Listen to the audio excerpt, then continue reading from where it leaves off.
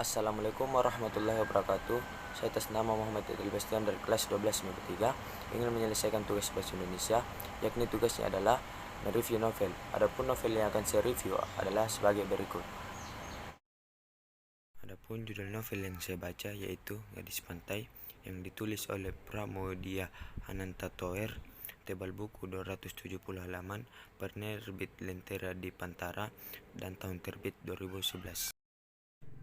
Pramodia Ananta Toer, biasa dipanggil Pramata Toer, dilahirkan di Blora, Jawa Tengah pada tanggal 6 Februari 1925. Ia pernah belajar di Sekolah Tinggi Islam, kelas Filosofi dan Sosiologi Jakarta. Bram putra sulung dari seorang kepala sekolah Institut Budi Petomo. Ini telah menghasilkan artikel, puisi, cerpen, dan novel sehingga melambungkan nama sejajar dengan para sejarawan dunia. Karya Pram yang penuh dengan kritik sosial sering membuatnya keluar masuk penjara. Karya-karya Pramo di Ananta Toer yang paling legendaris: Bumi Manusia, Aruk Balik Jajalangka, Aruk Dedes Larasati. Sinopsis Gadis Pantai. Gadis Pantai merupakan kisah seorang anak gadis yang lahir dan tumbuh di sebuah kampung nelayan di Jawa Tengah, Kabupaten Rembang. Yang kemudian dalam karya sastra ini gadis tersebut dinamai Gadis Pantai. Suatu hari pada awal abad 20 ketika Gadis Pantai berusia 14 tahun, seorang utusan pembesar di Kepresidenan Jepara Rembang mendatangi tempat kediaman orang tua Gadis Pantai. Dalam waktu hanya beberapa hari saja, utusan tersebut membawa Gadis Pantai, kedua orang tuanya beserta kepala kampung mereka ke rumah penguasa tersebut. Sejak saat itu, Gadis Pantai harus meninggalkan semua yang dikenalnya, dapurnya, suasana kampungnya sendiri dengan bau amis abadinya, jala yang setiap minggu diperbaikinya, layar tua yang tergantung di dapur, dan juga bau laut tanah airnya. Gadis Pantai telah dinikahkan dengan seorang penguasa wilayah setempat yang pada masa itu setiap penguasa residen disebut dengan Bondoro. Tidak seperti pada umumnya pernikahan, Gadis Pantai ketika dinikahkan tidak berhadapan langsung dengan calon suaminya sendiri, melainkan dengan sebilah keris. Sehari setelah menikah, Gadis Pantai akan dibawa ke kota tempat kediaman Bendoro, penguasa yang telah menikahinya yang sebelum pernah dilihat seumur hidupnya. Berbalutkan kain dan kebaya yang tidak pernah dimimpikannya akan ia miliki, seuntai kalung emas tipis dengan gandulan berbentuk jantung yang menghasilkannya, dan bedak tebal pada wajahnya, Gadis Pantai berangkat ke kota dengan hati yang gundah dan takut harus pergi meninggalkan semua yang dikenalnya menuju tempat dan sosok yang sama sekali asing. Dua kendaraan berupa delman menjadi alat transportasinya.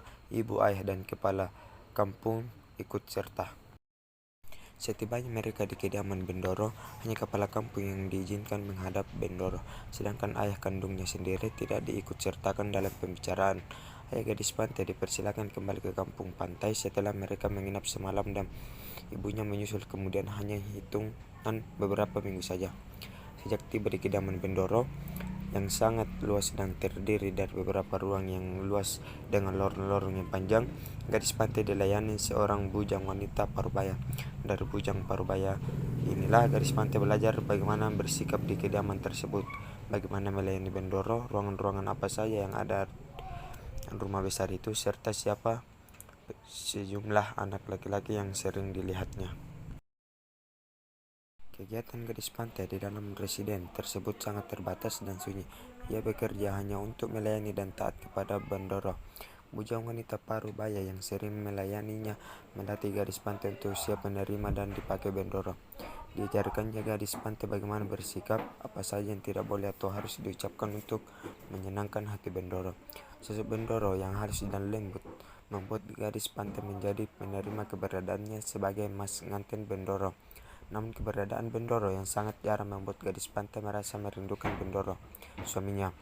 Pengetahuan yang didapatnya dari bujangnya membuat Gadis Pantai merasakan cemburu jika ternyata keberadaan Bendoro di kamarnya yang jarang, atau Bendoro yang sering keluar residen untuk menemui mas nganten yang lain, ataupun Bendoronya mempunyai mas nganten yang baru. Suatu peristiwa membuat bujang parubaya Gadis Pantai diusir dari istana residen, dan sebagai gantinya Gadis Pantai dilayani seorang bujang yang masih muda bernama Mardinah. Ketika gadis pantai mendapat izin dari Bendoro untuk mengunjungi orang tuanya di kampung pantai, Bendoro memerintahkan Mardina sebagai pengiringnya ke kampung halaman. Di kampung pantai, gadis pantai mengetahui ternyata Mardina merupakan utusan seorang Bendoro lain untuk membunuh gadis pantai, agar Bendoro melupakan gadis pantai dan segera memperistri putrinya, dan sebagai imbalan akan menjadikan Mardina sebagai istri kelimanya. Mardina pun dihukum karena usaha percobaan pembunuhan terhadap gadis pantai. Di usia perkawinannya dengan Bendoro yang ketiga, gadis pantai hamil. Ayah gadis pantai yang akhirnya mengetahui kedudukan putrinya sebagai mas nganten, yang ternyata hanya sebagai seorang istri percobaan saja, merasa menyesal dan iba terhadap putrinya. Ketika ayahnya mendatanginya ke kota beberapa bulan setelah kelahiran cucunya, Bendoro menceraikan gadis pantai. Bendoro memberikan gadis pantai uang pesangon dan memberikan ayahnya uang ganti rugi dan mengusir mereka berdua. 9 bulan masa mengandung putrinya, gadis pantai merasa sangat sedih harus meninggalkan putrinya yang masih bayi. Ia pun memohon kepada Bendoro untuk dapat membawa serta putrinya karena Bendoro sendiri sudah memiliki banyak anak. Tetapi yang didapat gadis pantai adalah pemukulan dan pengusiran secara kasar dari Bendoro. Dalam perjalanan menuju kampung pantai, gadis pantai memutuskan untuk tidak kembali ke kampung halamannya karena perasaan malu terhadap orang-orang kampung.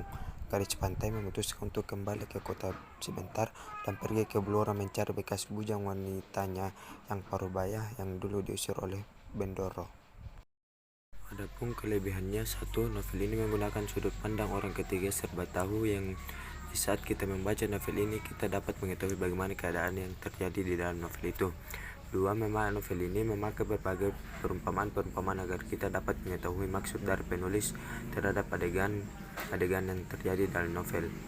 Adapun kelemahannya, novel ini pada saat bagian akhir atau ending dirasa menggantung alur ceritanya karena tidak diceritakan selanjutnya bagaimana kisah sang gadis pantai, apakah berakhir dengan sedih atau bahagia. Sekian dari saya, wabillahi taufiq wal hidayah. Wassalamualaikum warahmatullahi wabarakatuh.